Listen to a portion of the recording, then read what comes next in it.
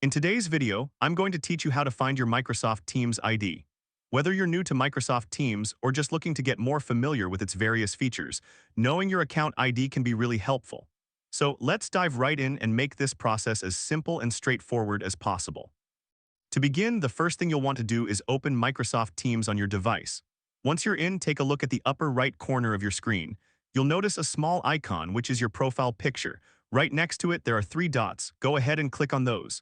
This is your gateway to all the settings you'll need.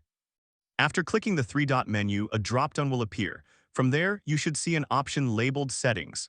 Select that, and this will open up a new window with a variety of options you can explore. Now, within the Settings menu, you'll want to focus on the left side. There, you'll find a list of different categories. Your target is Accounts and Orgs. Click on this option, and it will take you to a new section where all your account information is displayed. In this section, you'll be able to see all the details connected to your Microsoft Teams profile.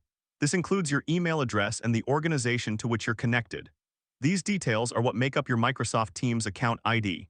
It's as simple as that. Your email and organization information serve as your ID within Microsoft Teams.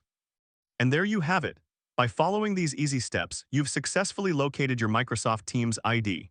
Knowing where to find this information can be quite useful, especially if you're managing multiple accounts or need to share your details with a team member or IT support.